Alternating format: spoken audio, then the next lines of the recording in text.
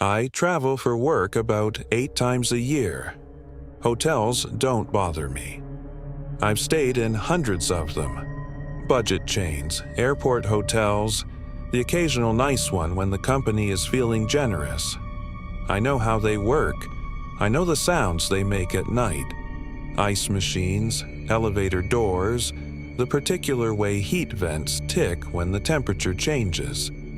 I'm a light sleeper, but I'm a seasoned traveler, and those two things have learned to coexist. I say this because I need you to understand that what happened in that hotel room was not the product of an unfamiliar environment or an overactive imagination.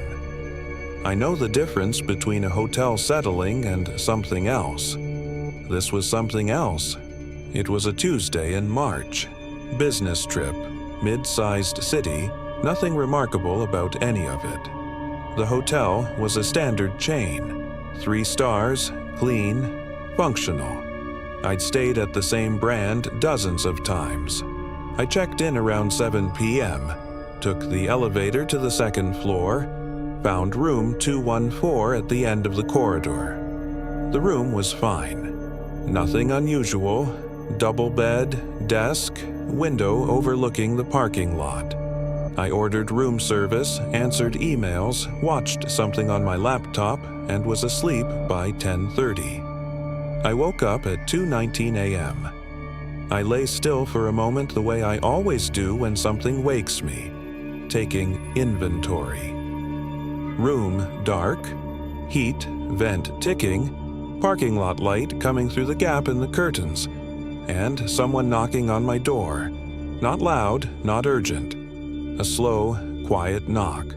3 times. Pause. 3 times again. I checked the peephole. The corridor was empty. I went back to bed. Told myself it was a drunk guest at the wrong room. It happens constantly in hotels. I'd done it myself once, years ago, keycard in hand, completely certain I was on the right floor. I was almost asleep when he happened again. Same knock, same rhythm. 3 times, pause, 3 times. I checked the peephole again. Empty corridor. This time I didn't go back to bed immediately. I stood at the door and listened. Nothing. After a few minutes, I went back to bed. At 3:04 a.m., it happened a 3rd time. I'm going to be honest about what I felt at that point. It wasn't fear exactly. Not yet. It was something more like the feeling you get when a pattern doesn't make sense. Wrong room, fine. Twice, possible. 3 times, same knock, same rhythm, over the course of 40 minutes. That's not a drunk guest. That's something deliberate. I called the front desk. The night clerk was young, polite, slightly distracted. The particular energy of someone 4 hours into an overnight shift. I explained what had happened. He apologized and said he'd send someone up to check the corridor. I asked him one other thing before I hung up. I asked him who had been in room 214 before me. There was a pause, longer than it should have been for a simple question. He said he'd have to check and call me back. He didn't call back. I pushed the desk chair under the door handle, something I'd read about years ago and never actually done before. Lay back down. Did not sleep. At 4:15 a.m., my phone rang. Internal hotel line. It was a different voice. Older, male, the careful tone of someone choosing words deliberately. He introduced himself as the duty manager. He said there was something he needed to tell me. The guest who had stayed in room 214 the previous night had been removed by police in the early hours of the morning. He didn't give details. He said the situation had been resolved and the room had been cleaned and cleared before I checked in, and that there was no ongoing concern. I asked what had happened. He said he wasn't able to share that information. I asked if the previous guest had been taken out voluntarily. Another pause. He said he would arrange for me to be moved to a different room immediately, complimentary, upgraded, and that he was sorry for the inconvenience. I took the room. I did not ask any more questions. I found out more the next morning, the way you find things out when something happens at a hotel in a mid-sized city. I searched the hotel name and the date, and I read 3 paragraphs in a local news brief. I'm not going to share all of it. Some of it I don't want to repeat.